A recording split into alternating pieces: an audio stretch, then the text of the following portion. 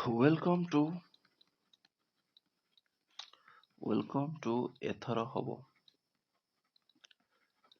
ଆଉ ମୁଁ ପିଲାମାନେ ତୁମକୁ ଗ୍ୟାରେଣ୍ଟି ଦଉଛି ଏଥର ହବ।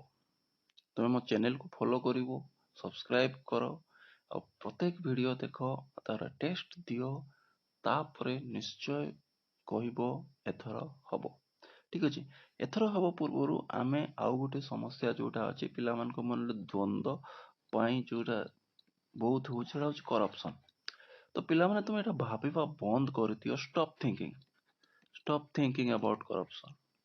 Stop thinking about corruption. Stop thinking about corruption. Corruption ବିଷୟରେ ତୁମେ ଭାବିବା ବନ୍ଦ କରିଦିଅ। କାରଣ ତୁମେ ଯଦି କରପସନ ବିଷୟରେ ଭାବିବ, ତୁମ ପାଖରେ ଯୋଉ ବର୍ତ୍ତମାନ CGL ର ଯୋଉ ଅପରଚୁନିଟି ଅଛି, WE ର ଯୋଉ ଅପରଚୁନିଟି ଅଛି, ତାପରେ ଯୋଉ CTRSE ର ଯୋଉ ଅପରଚୁନିଟି ଅଛି, ତୁମେ ଏଇ ଅପରଚୁନିଟି ଗୁଡାକୁ ମିସ୍ କରିବ। ଆଉ କିଛି ନାହିଁ। ତୁମେ ମନର ଭିତରେ ଗୋଟେ ଭାବନା ଏତିକି ପଳେଇ ଆସିବ ଯେ ନାଇଁ, କରପସନ ହଉଛି, ଆମେ ଜବ୍ ପାଇବୁ ନାହିଁ। ଦେଖ, ଯେତେ କରପସନ ହେଲେ ବି ତୁମେ ଜବ୍ ପାଇବ, ସେଟା ମୁଁ ତୁମକୁ ଏଇଠି ଲେଖିକି ଦଉଛି ବା ଗ୍ୟାରେଣ୍ଟି ଦଉଛି। କିନ୍ତୁ ସେଥିପାଇଁ ତୁମକୁ ସେତିକି ପରିଶ୍ରମ କରିବାକୁ ପଡିବ। ଠିକ ଅଛି। ଦେଖ, ଆମର OSSC ର ଏକ୍ସାମ ଗୁଡାକରେ କଟ୍ ଅଫ୍ 80% ଉପରକୁ ଯାଉଛି। 80% ଉପରକୁ କଟ୍ ଅଫ୍ ଯାଉଛି। ଆଉ ତୁମେ ଯଦି 90% ରଖିବ ନାହିଁ, ତେବେ ତୁମେ କେବେ ବି ଜବ୍ ପାଇପାରିବ ନାହିଁ। ସତ କଥା ଏଟା। 90% ତୁମକୁ ରଖିବାକୁ ପଡିବ, ତାପରେ ଯାଇକି ତୁମେ ଜବ୍ ପାଇବ। ଆଉ 80-85% ରଖିକି କରପସନ ଚିଲେଇଲେ କିଛି ହେବ ନାହିଁ। ତାପରେ ମୁଁ ଏଓସ କଥା କହୁଛି। ଏଓସ ରେ କରପସନ ହେଇଛି ବୋଲି କିଛି ୟୁଟ୍ୟୁବର କହୁଛନ୍ତି। ଆଉ ଯୋଉଟା ଦ୍ଵାରା କି ଆମର ଯୋଉ ପିଲାମାନେ ପରୀକ୍ଷା ଦଉଛନ୍ତି, ସେମାନେ, ମୁଁ ବି ବହୁତ ଜଣ ପିଲାମାନଙ୍କ ସହିତ କଥାବାର୍ତ୍ତା କରେ, ଯୋଉମାନେ କି ଆପ୍ଲାଏ କରୁଛନ୍ତି, ସେମାନେ କହୁଛନ୍ତି କି ସାର୍ ଏଟା ଏମିତି ନାହିଁ, ଏଟା ମାନେ କରପସନ ହେଇଯାଉଛି, ଆଉ ଆମକୁ ତ କିଛି, ଆମେ ତ ଏତେ ପଇସା ଦେଇପାରିବୁନି, ଆମେ ଜବ୍ ସେ ପାଇପାରିବୁନି। ଦେଖ, କରପସନ ଏଟା ଗୋଟେ ଅଫିସରେ ଯୋଉଟା ହେଲା ସେଟା କରପସନ କୁହାଯିବନି। କାରଣ ସେମାନେ ହାଇଲି ପ୍ରଫେସନାଲ, ସେମାନେ ଏମିତି କରପସନ କରିବେନି କି ଯୋଉଥିରେ କି ସେମାନେ ଧରା ପଡିବେ। ଠିକ ଅଛି। ତ ଯଦି ବି କରପସନ ହେଇଥିବ, ହଉ କରପସନ, ସେଥିରେ ତମର କିଛି ସେଥିରେ ଭାବିବାର ନାହିଁ। ତୁମକୁ ପଢିବାର ଅଛି, ଆଉ 90% ମାର୍କ ଆଣିବାର ଅଛି। ଆଉ କିଛି ତୁମକୁ ଦ୍ୱିତୀୟ କଥା ଚିନ୍ତା କରିବାର ନାହିଁ। ଯଦି ଜବ୍ ପାଇବାର ଅଛି, ପଢ, 90% ମାର୍କ ଆଣ, ସରିଲା କଥା। ଆଉ ସେ କରପସନ କଲେ କିଛି ହେବ ନାହିଁ। କରପସନ ଚିତ୍କାର କଲେ କିଛି ହେବ ନାହିଁ। ଯୋଉ ଏକ୍ସାମ ର ଯୋଉ ପାଟର୍ନ ଅଛି, ଯଦି ଡେସ୍କ୍ରିପଟିଭ ଅଛି ତୁମର, ସେଠି ଡେସ୍କ୍ରିପଟିଭ ରହୁଛି, ମାନେ ସେ ଜବ ର ଡିମାଣ୍ଡ ରହୁଛି ଡେସ୍କ୍ରିପଟିଭ। ଜଣେ ପ୍ରେସି ରାଇଟିଂ, ରିଡିଂ, ଯଦି ଏଇ ହାବିଟ ଗୁଡାକ ନଥିବ ଜଣଙ୍କର, ଲେଟର ରାଇଟିଂ, ଆପ୍ଲିକେସନ ରାଇଟିଂ, ଏଗୁଡାକ ଯଦି ଗୋଟେ ଜବ ର ରିକ୍ୱାରମେଣ୍ଟ ଅଛି, କଣ ସେମାନେ ସେଟା ଟେଷ୍ଟ କରିବେ ନାହିଁ ସେ ପିଲାର ସେଟା ଅଛି କି ନାହିଁ? ଆଉ ଗୋଟେ କଥା, ଯୋଉ କୁହାହଉଛି MCQ, CBR ମେଥଡ ରେ ହଉ, କମ୍ପ୍ୟୁଟର ବେସ୍ଡ ରିକ୍ରୁଟମେଣ୍ଟ ଏକ୍ସାମ ହଉ, ସେଇଠି ହିଁ 100% କରପସନ ଫ୍ରି ହେବ। 100% କରପସନ ଫ୍ରି ହେବ। କିନ୍ତୁ ଗୋଟେ କଥା କହୁଛି, ଏଇ CBR ମେଥଡରେ ବେଶୀ କରପସନ ହେଇପାରିବ। CBR ଯୋଉ ଅଛି କମ୍ପ୍ୟୁଟରରେ, ବେଶୀ କରପସନ ହେଇପାରିବ।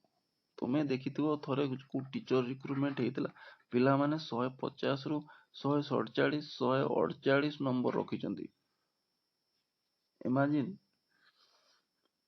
କୋଉ ରେଟରେ ସେଠି, ମାନେ କେମିତି ଗୋଟେ ଥାର୍ଡ ପାର୍ଟିରୁ ସର୍ଭରରୁ କନେକ୍ଟ କରାଯାଇ ପାରିବ।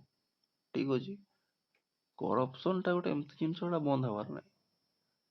କିନ୍ତୁ ତୁମେ ତୁମର ପଢାଟାକୁ ବନ୍ଦ କରିଦିଅ ନାହିଁ କରପସନ ଚକ୍କରରେ। ତୁମେ ପଢ, 90% ମାର୍କ ଆଣିବାକୁ ଚେଷ୍ଟା କର। କ୍ୱେଶ୍ଚନ ଏତେ ବି ଡିଫିକଲ୍ଟ ନାହିଁ, ଡିଫିକଲ୍ଟ ମଡରେଟ ଆଉ ଇଜି ଲେଭେଲର ଆସୁଛି। ତ ତୁମେ 90% ଠିକ କରିପାରିବ, କର। ଆଉ ରିଗାର୍ଡିଂ ଏଓସ ରିଗାର୍ଡିଂ ମୁଁ ଗୋଟେ କଥା କହିବି, ଯାହା ବି କହିଲେ ସତ୍ୟଜିତ ସାର୍ କୁ ରେସପେକ୍ଟ ଦେବାକୁ ପଡିବ। ଆମେ ଖାଲି କରପସନ କହିକି କଥାଟାକୁ ଭୁଆଁ ବୁଲେଇଲେ ହବ ନାହିଁ। କିଛି ଯୋଉ ୟୁଟ୍ୟୁବର ଅଛନ୍ତି, ତୁମମାନଙ୍କୁ ଡାଇଭର୍ଟ କରୁଛନ୍ତି, କିଛି ନାହିଁ, ଡାଇଭର୍ଟ କରୁଛନ୍ତି। ଦେଖନ୍ତୁ, ସବୁ କଥା ତମକୁ କୁହାଯିବ ନାହିଁ କି ଖାଲି କଣ ହବ। ଠିକ ଅଛି। ଆଉ ଆଉ ଇଏରେ ବି ମେନସନ କରିଛନ୍ତି ଯେ ଯୋଉ ନୋଟିଫିକେସନ ଅଛି ୟୁପିଏସସି ସେଠି ନୋଟିଫିକେସନ କରିଛି କି ସେ ହିଁ ଡିସାଇଡ କରିବ ଏକ୍ସାମ ଟା କେମିତି ହେବ, ଏକ୍ସାମ ରେଜଲ୍ଟ କେମିତି ପ୍ରକାଶ ପାଇବ, ଆଉ କ୍ୱାଲିଫାଇଂ ମାର୍କ ଟା ସିଏ ନିଜେ ସେଟ୍ କରିବ। ଏଟା ଲେଖା ହେଇଛି ନୋଟିଫିକେସନରେ। ତ ଏଥିରେ ଆମକୁ ଆମକୁ ଡାକିକି ନୋଟିଫାଇଡ କରାଯିବ କି କୁହାଯିବ କି ତୁମକୁ ଏତିକି କ୍ୱାଲିଫାଇଂ ମାର୍କ ଆଣିବାର ଅଛି, ଏତିକି ଇଏ ଆଣିବାର ଅଛି। ଠିକ ଅଛି, ଏଟା ଏଟା ଠିକ ନୁହେଁ। କାହିଁକି ମୁଁ କହୁଛି ଦେଖ, ପିଲାମାନେ ଏଏସଓ ପାଇଁ ବହୁତ ପ୍ରିପେୟାର କରୁଛନ୍ତି, ବହୁତ ପ୍ରିପେୟାର କରୁଛନ୍ତି ହେଲା, ଯାହା ଫଳରେ କି ପିଲାମାନଙ୍କର ମାର୍କ ବହୁତ ବହୁତ ଆସିଛି। ଠିକ ଅଛି, ଆଉ ଏଠି ସେମାନେ 1200 ପିଲା ହିଁ ସିଲେକ୍ଟ କରିବେ।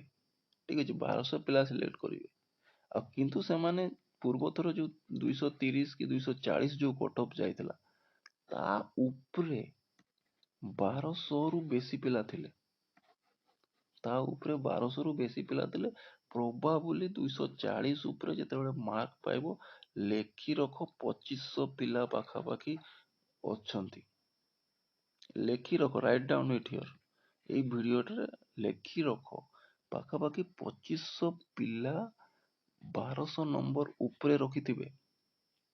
ସରି, ଆମର 1200 ପିଲା ହେବାର ଥିଲା, 2500 ପିଲା 240 ଉପରେ ରଖିଥିବେ। ଠିକ ଅଛି, 240 ଉପରେ 2500 ଖଣ୍ଡେ ପିଲା ଲେଖିଥିବେ। ଏଟା ଲେଖି ରଖ, ଦେଖିବ ମଧ୍ୟ 240 କି 230 ଏଇ ପରୀକ୍ଷା 220, 200 ଉପରେ ତ 2500 ସିଓର, 200 ଉପରେ 2500 ସିଓର। ଯେତେବେଳେ ପିଲାମାନଙ୍କର ଏତେ ମାର୍କ ଆସିଛି, ପିଲାମାନେ ଭଲ କରିଛନ୍ତି, ଏତେ ସଂଖ୍ୟକ, ତ ସେତେବେଳେ ଯୋଉ ଓପିଏସସି ଅଛି ତାକୁ ତ କିଛି କରିବାକୁ ପଡିବ। ତାକୁ ତ 1200 ହିଁ ପିଲା ହିଁ ନେବାର ଅଛି ନା, ତାକୁ 1200 ହିଁ ନେବାର ଅଛି। ସେ ତ 2500 କି 2600 ଯାହା ପିଲା ଏକ୍ସଟ୍ରା ପିଲା ହେଇଥିବ ସେମାନଙ୍କୁ ତ ନେଇପାରିବନି। ତ ସେଥିପାଇଁ ସିଏ କେମିତି ପିଲାକୁ କାଟିବ ଦେଖିବ, ଆଉ ସିଏ ସେଟା କାଟିଛି। ପିଲାମାନଙ୍କର ଭୁଲ ହେଇଛି କି ସେମାନେ ଓଡ଼ିଆ ଆଉ ଇଂଲିଶ ମାର୍କ ଫେଚିଂ କହିକି ଏଠୁ ସେମାନେ 160 ପାଖାପାଖି ମାର୍କ ଆଣି ଆସିଛନ୍ତି। ଠିକ ଅଛି, ଏଇଟା ପିଲାମାନଙ୍କର ବଡ ଭୁଲ ହେଇଯାଇଛି। ଆଉ ସେମାନେ ରିଜନିଂ, ମ୍ୟାଥ ଆଉ ଜିକେ ପେପରକୁ ଏତେ ଇମ୍ପୋର୍ଟାନ୍ସ ଦେଇନାହାନ୍ତି। ସେମାନେ ଜାଣିଛନ୍ତି ମୁଁ ଯଦି ଏଠୁ 140 ଆଣିଲି, ଏଠୁ ମତେ 100 ଆଣିବାର ଅଛି, ହେଲେ ମୋର କଟ ଅଫ୍ ଟା 240 ପଳେଇ ଆସିବ। ଏଇ ମେଣ୍ଟାଲିଟିରେ ପିଲାମାନେ ଯାଇଛନ୍ତି ଏକ୍ସାମ ଦେବା ପାଇଁ, ଆଉ ଏହା ବି ସେମାନେ ସକ୍ସେସଫୁଲ ହେଇଛନ୍ତି। କିନ୍ତୁ ଯେତେବେଳେ ସେମାନେ ରେଜଲ୍ଟ ଓପିଏସସି ବାହାର କରୁଛି, ଓପିଏସସି କଣ କରୁଛି, କହୁଛନ୍ତି 40% ଅଲ ସବଜେକ୍ଟ ନେଇଯାଇଛି। କିନ୍ତୁ ମୁଁ ଏମିତି ବି ଶୁଣିଛି, ଗୋଟେ ପିଲା କହୁଛି ମୁଁ ସାର୍ ସବୁଥିରେ 50% ରଖିଛି, ସବୁଥିରେ 50% ରଖିଛି, ତାପରେ ବି ମୋର ହେଇନି। ତ ତା ମାନେ ଏଠି କରପ୍ସନ ହେଇଛି। ଠିକ ଅଛି, ତ ସେଟା ତ ଜଣା ପଡିବ ତୁମର ରେଜଲ୍ଟ ଡିକ୍ଲାରେସନରେ। କିନ୍ତୁ କମିଶନ ଏଇ ଯୋଉ ଫ୍ୟାକ୍ଟରଟା ମୁଁ କହିଲି କି 1200 ପିଲାରୁ ବେଶୀ ପିଲା ହଉଥିଲେ, ଯାହା ଫଳରେ କମିଶନକୁ କିଛି ଗୋଟେ ନିଷ୍ପତ୍ତି ନେବାକୁ ପଡିଛି। ଆଉ ଆଗାମୀ ଏକ୍ସାମ ପାଇଁ best of luck, best of luck. ଆଉ ଆମର ଭିଡିଓ ଅପଲୋଡେଡ ଆରମ୍ଭ ହେଇଯିବ ନଭେମ୍ବର 24 ତାରିଖରୁ ସିଜିଏଲ ପାଇଁ ଆଉ ସିଟିଆରଏସି ଯୋଉ ପ୍ରିଲିମ ପାଇଁ। ତ ଥ୍ୟାଙ୍କ ୟୁ। ଯଦି ଭିଡିଓଟି ଭଲ ଲାଗିଥିବ, ଲାଇକ୍, ସେୟାର, ସବସ୍କ୍ରାଇବ କରିବାକୁ ଭୁଲିବ ନାହିଁ। ଧନ୍ୟବାଦ।